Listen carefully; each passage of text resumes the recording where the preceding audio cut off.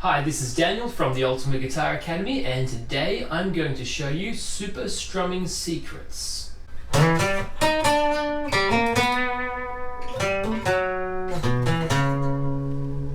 Secret number one, stick to the beat. I know that's really basic and sounds really easy, but I'm constantly surprised at how many beginner guitarists just don't understand this concept. What I'm talking about here is the beat in music, which is when we count 1, 2, 3, 4. So when we strum, we need to stick to that beat. Here's an example. Sure, that's a really boring example, but it does stick to the beat. From there, we can dress it up a little. Now, I recommend keeping the first strum down, like so. After that, we can add whatever we want as long as we keep in time with the 2, 3, 4. When adding extra strums, we can add up strums between those numbers. So we'll get 2 and 3 and 4 and. As long as what I'm playing matches those values and directions, I should be safe. Here's an example. That was simply 1, 2 and 3 and 4. Notice that the first strum, count number 1, was just down. The strums afterwards were 2 and 3 and 4. All of the numbered beats I strum down. All of the off beats, which are the and that I'm counting, all the ands, were up. So it was 2 and 3 and then 4 at the end, just a down strum. Secret number 2, low and high strums. I'm always asked by students why their strumming sounds different to mine, even though we're playing the same directions. And most of the time the answer is low and high strums. What I mean by this is dividing the guitar in half. I'll take a G chord as my example. The low strings will be the low 3, E, A, D. The high strings will be the top 3, G, B, E. So when I strum, some will be low strings, others will be high strings. Here's an example.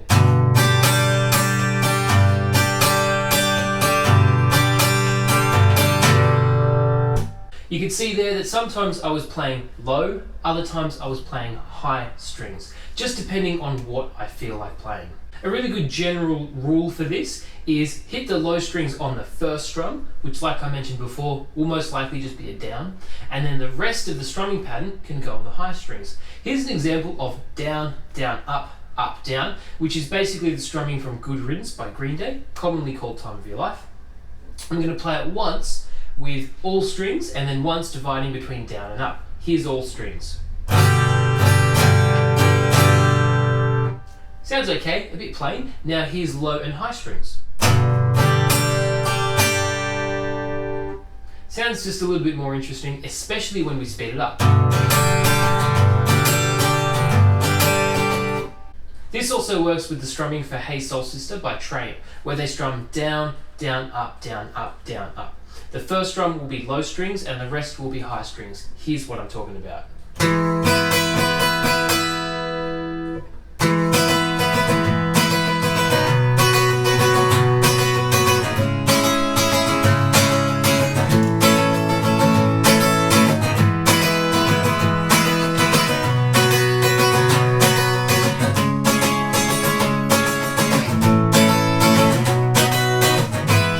Last example of this for you, I'm Yours by Jason Mraz. Everyone's heard this song. It's basically down, down, up, starting with the first down on low and the rest on the high strings, like so.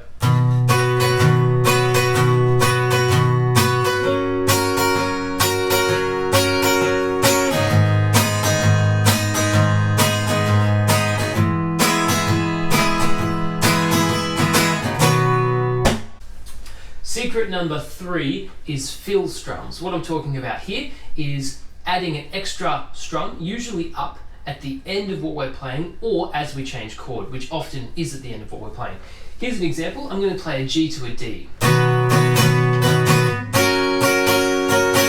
That sounds okay, but between the chords you can hear a bit of a stop-start. There's a bit of a gap there. If I put an up strum, here's what we get. It bridges the two chords together. All I'm doing is adding an up at the end of the first chord's strumming pattern.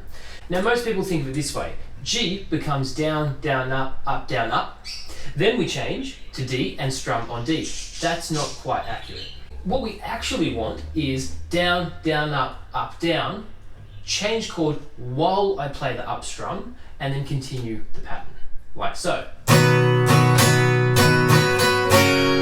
Did you notice that that up strum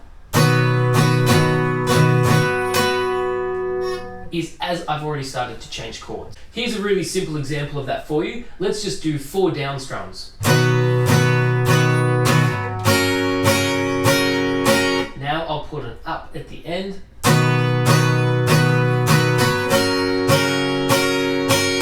Just makes it a bit fuller sounding.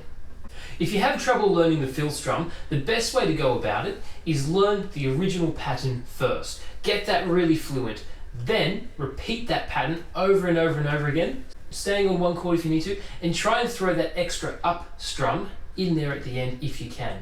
If you have a guitar teacher, and I really hope you do, especially a UGA one, you can play the strumming together at the exact same time. Have your teacher include the extra up strum or the fill strum, whatever it may be. In our case it was an up.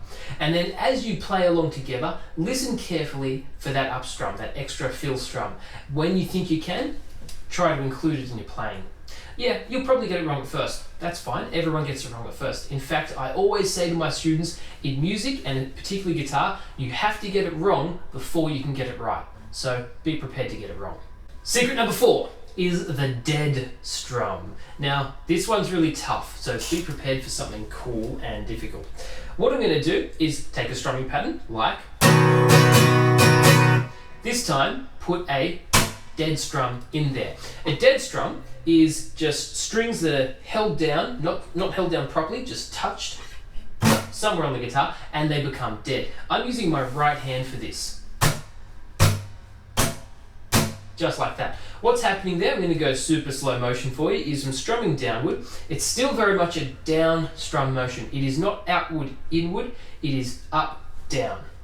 As I strum down, my hand is going to make contact with the strings like that, just before the pick scrapes the guitar strings. So we get this sound.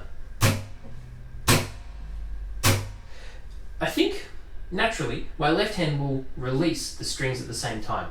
That method can be used to make dead strings. However, in open chords like G, if I use that method, it only makes the strings that I was holding dead. The open strings will still sound open. So if I take down, down, up, down,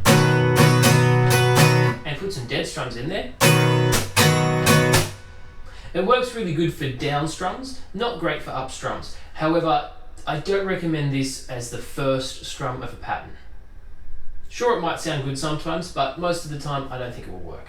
Just to reiterate my point from earlier, this is definitely an up downward strum. It's not an outward inward strum. I see a lot of students doing this. Outward inward. That's not what we're after. We want to go down, down, up, down. So if you were to put me on mute, if I'm doing dead or non-dead, it should look exactly the same. I'm going to try playing that strumming without actually touching the strings. This is without the dead strums. Now with the dead strums, should look exactly the same. These 4 strumming secrets can be used to liven up your strumming playing. If you combine them all together, it can take your boring old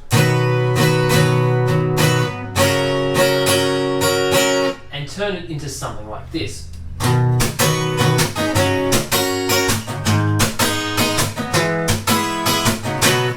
Which is much more lively, much more interesting.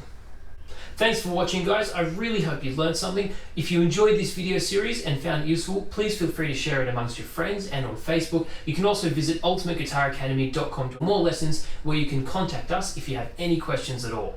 We'd absolutely love to hear from you, especially any successes or difficulties that you've found from using these videos. Thanks again for watching, and remember, we'd love some feedback from you. Until our next video, keep shredding.